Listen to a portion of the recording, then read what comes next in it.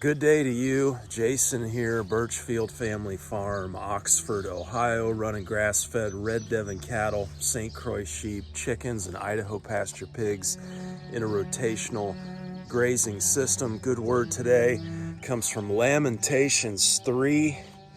I remember my affliction and my wandering, the bitterness and the gall. I well remember them, and my soul is downcast within me. Yet this I call to mind, and therefore I have hope. Because of the Lord's great love, we are not consumed, for his compassions never fail. They are new every morning. Great is your faithfulness. I say to myself, the Lord is my portion, therefore I will wait for him. Just a simple reminder today, in suffering, in hardship, do not forget, the Lord's compassions never fail. Okay, been a while since we have done a video here. We got quite a bit of horsing around to do today. Heat advisory today will be up in the 90s, over 100 with the heat index, I'm sure. So we're out here a little bit earlier trying to knock it out. As Dad likes to say, daylight's a burning, son. There goes Sam's gonna get us some drone shots here today. Cattle move, sheep move. First things first, we are gonna get a net move. We're gonna take cattle across the farm. So we're gonna join everybody up on cattle, get them moved out into a new area, and then get the sheep moved as well. Well, I'll tell you, rainfall here has been absolutely incredible for the year. Just had it exactly when we needed it. I think our average year to date is usually around 23 inches. We're sitting like 33 inches of rain so far this year, which is, man, just kept everything green. You know, heading into July here, it's got me a little bit concerned. You know, the past 2 years in August and September, we've had droughts. So I don't know, hopefully not a three-peat here this year. All right, so we got this net set up here. I always like to do that, protecting Mama's asparagus patch here up against the barn. And this hoof print's getting that patch, buddy. Look out. I wanted to show you, flip the camera around here. So here is paddock 4, and you can see, I mean, it's just, this growth, I mean, this growth is absolutely incredible. It's at up to beyond my elbow there. And this is paddock 4. So we would have been on this, you know, these are the paddocks 1, 2, 3, 4. We would have been on this, what, maybe 2 weeks ago. You know, came down here, went down to 8, and then went over that way. And then I like to come down in this little wooded area here at the end of the paddocks. Probably it would make more sense to do that after paddock 4 since there's an opening, but that's just the way it's worked out this year. Yeah, Pat, you ready to move, buddy? You ready to move? So this is, with all the moisture this year, this is the year of the flies here. Boy, they are everywhere. I'm gonna have to get some of our homemade spray on them. We'll get them moved. M there, nursing a calf. It should be, yeah, there's a little calf there. Let's get them out of here. Let's get them on the move. Come on, Moise. Come on, Moose. Come on. Yeah, he's got a little bit of fly pressure there on the back. It's a kind of three-pronged approach there to flies.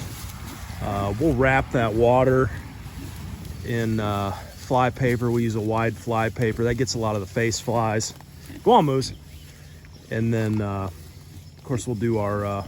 it's an apple cider vinegar spray we mix up. Doesn't last as long as the chemical stuff, but I'm not much for pouring diesel on live animals.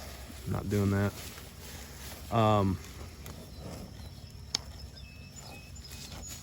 And then rotating them helps as well. Just keeping them out of their manure. Let's go, Moose. Go on, Em. Yeah, go on. Going across. See, she thinks she's going back to paddock 1 there. Now, come on, guys.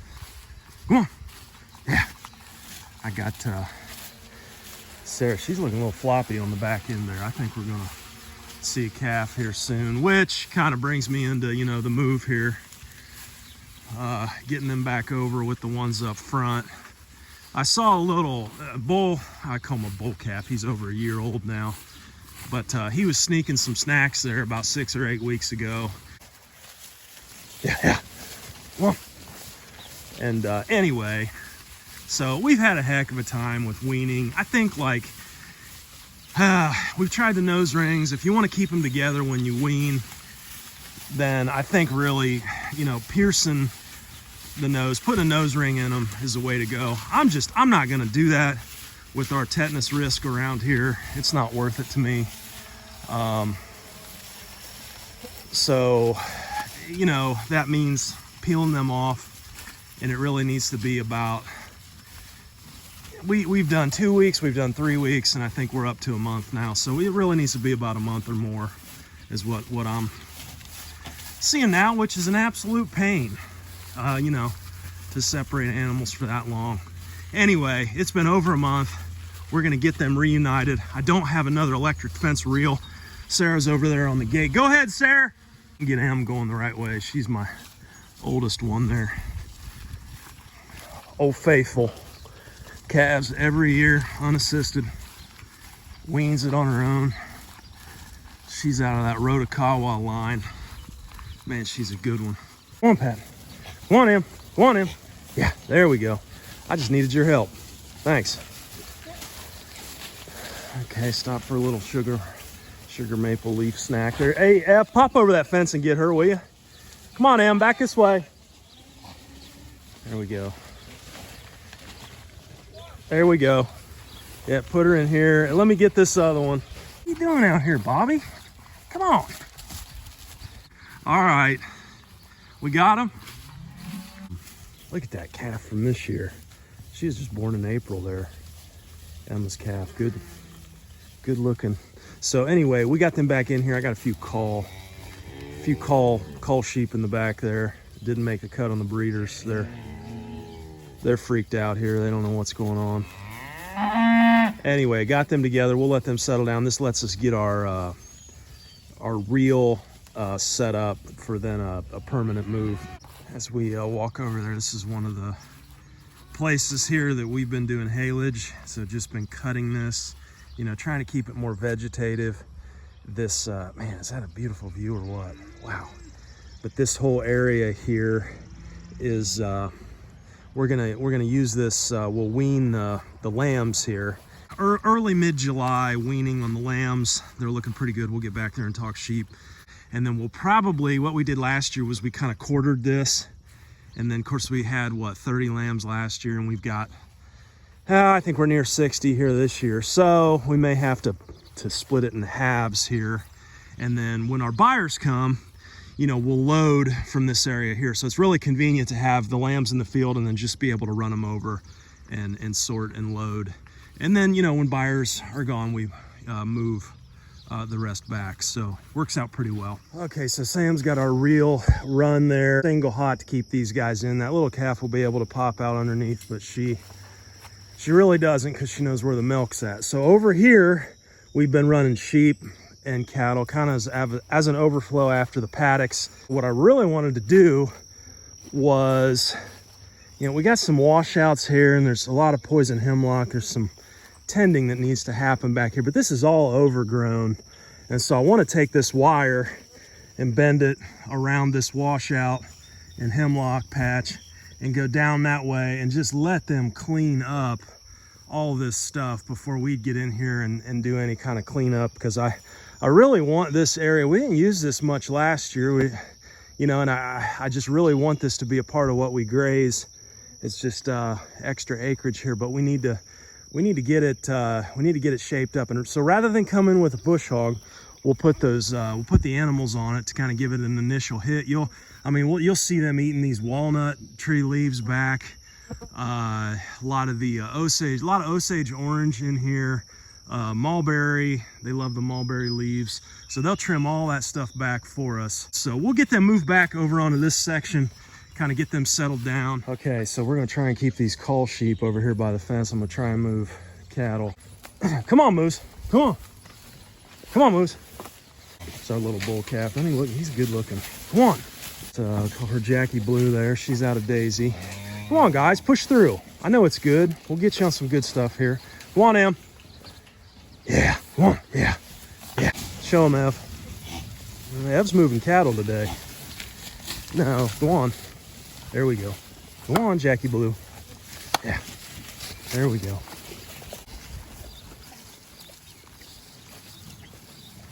Come on, Moose.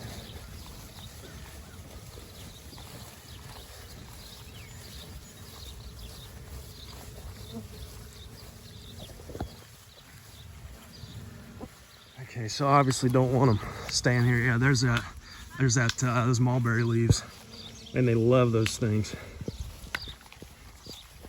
Of course, we just harvested some fruit off of.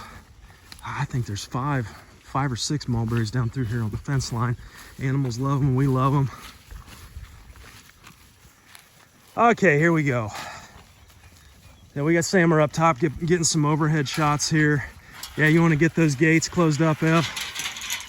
I'll get some water. I need to move their automatic water here. We trenched a water line. You can see our hookup there. It comes from the paddocks. Trenched that out the other day.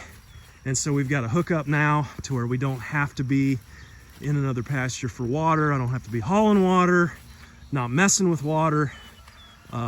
That's really nice. But yeah, you can see our hot here running all the way down. They'll respect that single hot. They'll tuck back there under the shade. I am going to take some of that. I need to, if I remember, I'll put the recipe up here. I think it's a mineral oil, apple cider vinegar, and some essential oils is what we use. It's not going to last long, especially in the rain. You have to reapply, but it does get the flies off of them. And then, like I say, doing that fly tape around the water. So when they come up to the water, they'll put their nose down, and you get a lot of those face flies that stick to that it's like a 12-inch wide fly tape. So we run a couple of those around the water, and then you get most of the face flies. And then, yeah, moving them. Moving them today will help. You can see if you saw there, M was pretty muddy where they've been down in that little creek area. We're gonna go work some sheep, and then eventually I may circle back and open up that other section to them just so they got some good stuff. Okay, so back here on the sheep, you can see we're setting up a net. They're gonna have this whole area here pretty well seeded out. Good stuff down in here. Look at that red clover, white clover. They'll get down in here. They'll trample a lot of this. I mean, you're pretty much seeding here. Is kind of why I let this go. That green stretch up there, that's where we're doing haylage. We kind of mow ourselves a path to get back here, a path for the fences. And then, so what we'll do here is sheep are kind of on a weird sort of, we carved out around the windmill. I don't want those lambs in the windmill well. And we carved out with the netting, right? And the nettings goes up around our haylage. I gave them a paddock. Just because I wanted to give them a little more ground. Just over 100 sheep in here. We had a good lambing. I'd say around 60 lambs. I went back and looked. Almost 30% of our flock was first year ewes again, and the performance on first years is always a mixed bag. Pretty good lambing though. Happy with results. We'll be selling sheep here very soon, probably mid-July weaning, early to mid-July weaning. And anyway, I'm gonna finish running this net all the way down here, down to where Sarah's at there, and then we'll just pop that corner and get them over here. This is all woven wire fence around the back. This is our winter stockpile area, if you're familiar with the channel. 6 acres here, over 6 acres total, just on this section. So this little area here, maybe a third of that. I don't know, 2 couple acres, maybe 2.5, and that'll hold us. That'll hold us for a little while. Yeah, so looking over this field here, I see a few stray thistle popping up there. Nothing overwhelming. Almost looks like wheat. But you get down in here, and I mean, look at this.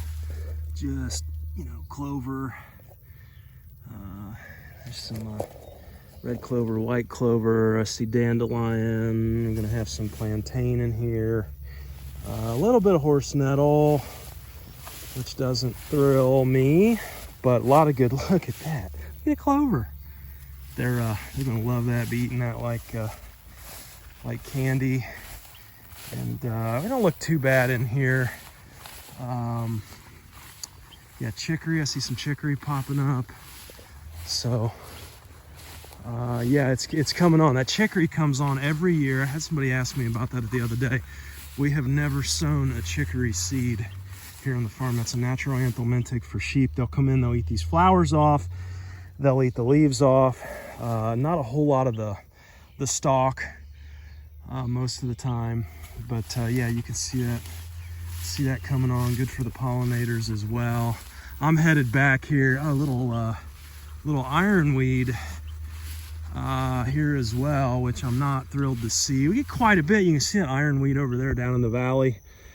Quite a bit of that popping up from the years of set stock grazing when we rented the farm and the farmer kept cattle there all the time. And you'll have that ironweed pop up on the poor overgrazed, poor draining soils, overgrazed. It's just, you know, letting you know what's going on. It's trying to fix the problem. So I tell you that, so, you know, looking over there, that pond pasture is in worse shape than this here. Obviously, I mean, look at some of these clover patches, little alfalfa down through there. But, you know, over there, so the solution there, you know, to me would be bunching animals up, get a good multi-species graze, bunch them up, at least 50,000 pounds live weight animal per acre, bunch them up at that stocking rate and move them frequently. Trample, you know, a lot of that ironweed if you can get that stock density up. Again, though, we talk about it, it's a huge balance. You know, you've got to balance land performance, animal performance, and labor inputs. That's the name of the game. It's the way it always has been, and that's the way it always will be. It's balancing those three. And I tell you, as I get older, farmer, it's not so much the finances, it's the farmer energy. What does the farmer have energy for? Looking, we got a little poison hemlock. Had a poison hemlock patch back here. I don't like that stuff. Yeah, some of that flowering on the other side of the fence there. I need to get that, but this looks pretty. I don't see a whole lot. There's a stalk there. So there's a lot of lookalikes on hemlock as well. And if you get down to the base on hemlock, you'll see like a purple splotchiness. So this here, this has got the leaves. It looks a lot like hemlock, but it is not. That's either Queen Anne's lace, carrot, something in the carrot family. Maybe now over here, see, looky here, right here, see the purple splotches on that. See, that's your poison hemlock. That's toxic to sheep and cattle. Cattle will most of the time avoid it. I find it's primarily a problem with the sheep. I have witnessed the sheep graze it and be okay at times. I still don't like it though. So we don't use any kind of pesticide or herbicide or any of that nonsense on the farm. So it becomes about, again, back to farmer labor, it becomes about pulling that stuff out. And I know, please don't tell me about the toxic load, okay, on humans. I get it, you know, put gloves on and be careful.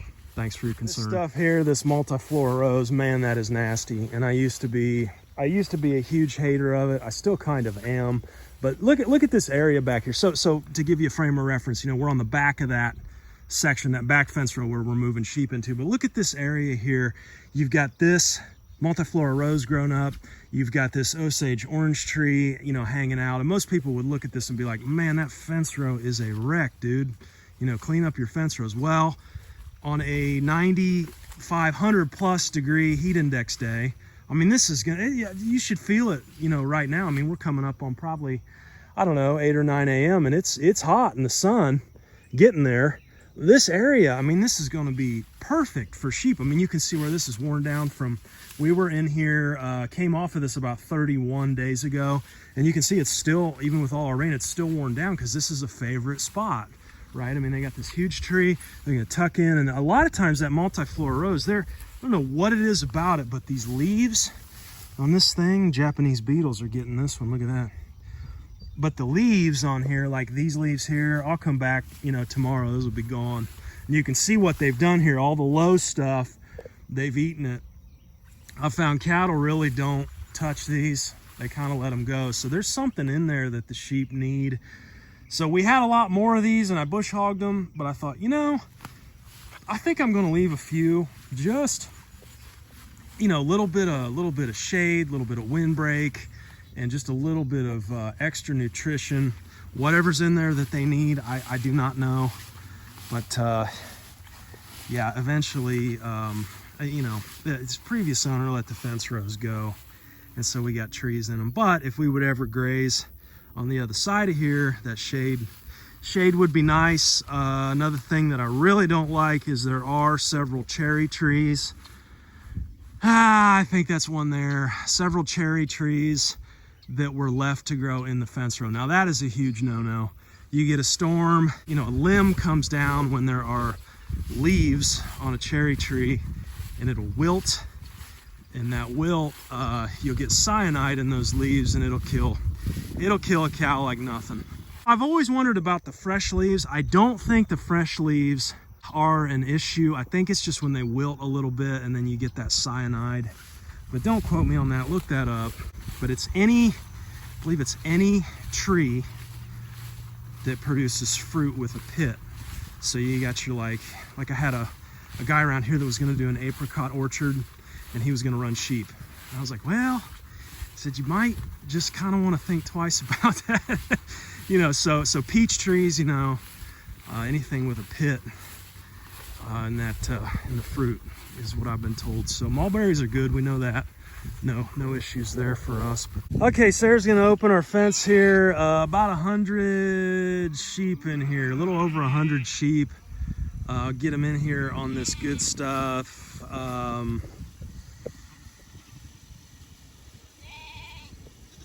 Number one thing you can do for the health of your flock and your sheep, in my opinion, we do fecal egg counts, we do birth weights, we do 60-day weights, we do wean weights.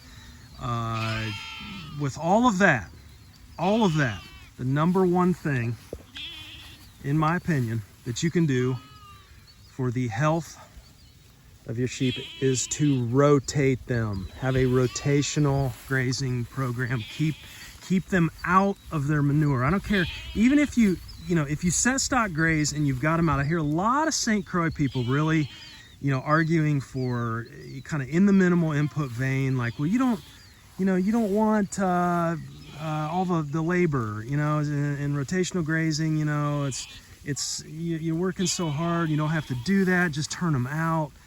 You know, the problem is they're going to find one spot and they're going to stay there. They're going to manure in that spot. They're going to lay in the manure. They're going to get it all over them. Move your animals. It's the best thing you can do. Having done all the testing and all the stuff that we do, just keep them on the move. Keep them out of their manure. Keep them on fresh grass. I think that's your best approach. And what we try and do here now. Having said that, you know, with having over 100 out here now, you know, I told my wife, I said that the challenging thing now is, you know, we've got so many lambs, I can't get a head count every day, right? And so I could have I think I had a friend in Tennessee the other day telling me about the bobcat. Bobcat, we're getting his lambs, you know, and thankfully we haven't dealt with much predator pressure here with our fencing on the outside, and then utilizing these hot nets, you know, on the inside. We don't deal with a whole lot of ground predators. It's mainly those black vultures out here that we need to keep them off during early lambing. We're past that now. Look at all this clover. Look at the clover's taller than the lamb. And yeah, anyhow, with over 100, you know, I wouldn't know it, you know, if something snatches up, you know, one or two of them in a night. So we really won't know our final numbers till weaning here, which probably mid-July here, and then we'll make sales. And pretty much all of our ewes are spoken for. We are going to have we do have some really nice rams out here this year. We've got more rams than ewes. And so I do anticipate having some of those available. I do not sell every ram. Okay, we take weights, we do fecals. I'm passionate about, I'm not selling bad stock. And kind of in that vein too, you'll see some of these mamas are thin. I mean, they're, you'll see some hip bones out here on some of them. And one of the big misconceptions with the novice sheep producer is, you'll hear this phrase kicked around that, well, when they're dirty, when they're dirty on the back end and when they're skinny, that means they're wormy, get rid of them. I can tell you, I have had sheep that have tested over 3,000 eggs per gram on a fecal egg count, and they've been pooping pellets. They haven't been dirty on the back end. Barber pole worm does not, most of the time, cause animals to scour. Okay, so it's all about context. So this time of the year, mamas, we've got some of these mamas with twins and triplets, twin rams that are bigger on a mama, trying to do all grass fed. She's putting everything she's got into those twins, and it takes a toll. It does, but they're good mamas. They perform, and then we do not run a system where where I'm super intense on breeding back. And in other words, I lamb once a year. You can push and try and do 2 lambings a year. I'm not doing that.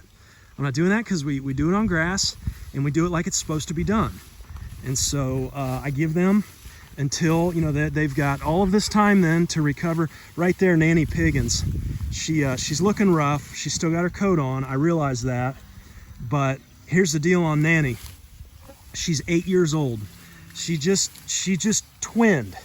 8 years old. Now I know she's slow to shed that coat, but she tripleted, I believe it was 4 to 5 years in a row. She tripleted for us. Now this year she just threw twins. So she's 8. She's elderly, right? She's older as a sheep producer. She's the last original we have from when we started in 2018, and just tremendous. That is a tremendous mama. She raised triplet rams one year, and raised triplet rams unassisted on grass. I mean, when we weaned, it was like the wean weights of those 3 were like as much as she weighed, at 75, 80 days old. And I will say, I think we left those triplet rams on a little long that year, because she did get a little thinner than I was comfortable with, but she did it. She did it. And those are the genetics we're running here. We have selected mamas and called ewes based off of a combination of factors. Fecal egg counts are one, but also just their mothering ability, just their performance on grass. We're raising sheep to perform on grass. And like I had there's a ram out here this year. It's like 0.58 pounds average daily gain at 60 days old. I mean, those are like grain numbers, and we're not, there's no grain. So these are grass genetic animals, and thank you to everybody that's reached out and reserved stock. I'm looking very much forward here to another year of seed stocking producers around the country. So thanks for that. These mamas are going to love this field section here. They'll go all the way down through here. We're filling water now. I have a valve on my phone, a valve hooked up to my phone where I can it's coming from our tanks, and it's hydrant plumbed into the tanks, and then we leave that on. And so that's clean county water there, pumping all the way back here. So it makes it really nice. It's one of my main things with the farm here is I'm not doing labor on water. I'm not hauling water. It's just water's 8 pounds a gallon. Anytime you can set up automatic water, do it. That's the way to go. Look at this guy here, 16. Just did some weights and some testing on him yesterday, and he is a good one. He's gonna make somebody a great herd sire there. Here's another one here, just a beautiful ram this year. He's not even 60 days old yet. Look at him. he's getting up there about as tall as his mom. At what is he, 50? I think he's 58, 59 days old. But yeah, he'll be another good one.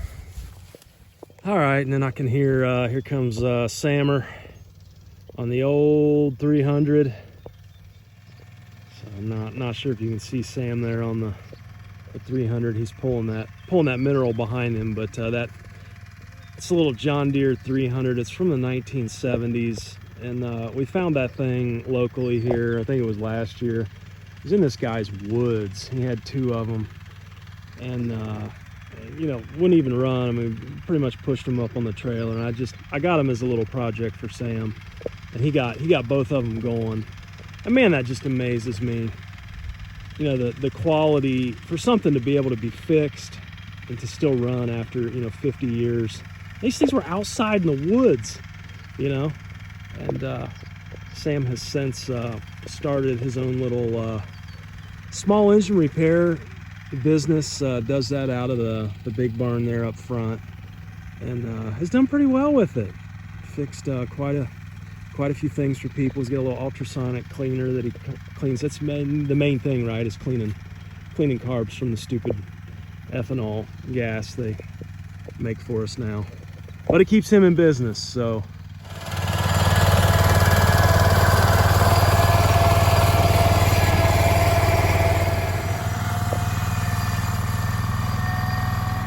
Okay, looks like hitting some Na V4 and copper and selenium.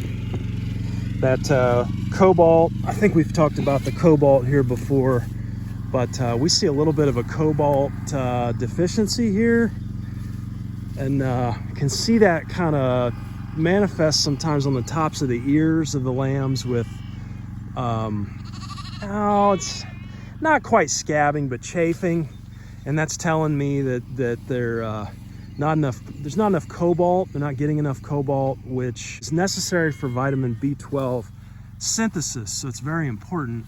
So I try and keep that cobalt mineral topped off. But discovered the other day, we're in a limestone type of environment here. A lot of limestone in the soil, and limestone actually ties up cobalt. So if you're in a limestone prevalent area in your soil, you might kind of keep an eye on your lambs and cobalt. You know, lambs are always the first ones, in my experience, they're the first ones to show us when something's not right. Your lambs are going to be the first ones to show that, just because they're the weakest, and you know, typically not the mamas that show it first. And so keep that in mind. Like the year we're pulling water from the windmill there and had the higher nitrates, it was the lambs that showed us the pink eye first, right, with the higher nitrates. Of course, you know, we were also told that some of the lambs were wormy, which they were, but the reason they were wormy is because their immune systems had been worn down from consuming high nitrates. We pulled off of that water and got the nitrates corrected, and never had a problem since. So keep that in mind. Lambs will always kind of communicate to you. They'll be the first communicators. Gosh, I really do hate finding these tufts of hair that the sheep shed. You know, St Croix are a hair sheep, so they're gonna shed hair. It's what they do. It's what we want. It's healthy. But I find these every day. I walk up on. This seems like a pile of hair. And every day, my heart skips a beat. Oh, it's a lamb. You know, no, it's not a lamb. Just hair. That's all I got for you guys today. Thanks for coming along with us. We're well. Things are good. Just busy. I would love to get you guys more content. I know not to make that promise though, so we'll get to you when we can. I do anticipate, you know, as we move lambs here in mid-July. I do want to, and I do think it will be good to bunch cattle and sheep back up and get a you know, get a good multi-species graze, get that stock density up. Lambs this year, with having this many lambs, it's like I have definitely erred on the side of giving lambs and mamas space. You know, bunching them up with 100 plus sheep, you know, we'd be out here. I just, you know, I'm not going to move lambs every day, so we don't, but we do move. You know, it's I would say it's definitely weekly, but giving them bigger areas and then moving out of that, I think is kind of the it's worked well for us during lambing here. But once those are sold, we'll be able to kind of get mamas back in with cattle and get back into the higher stock density grazing. So hang out for that. We'll be back. Take care.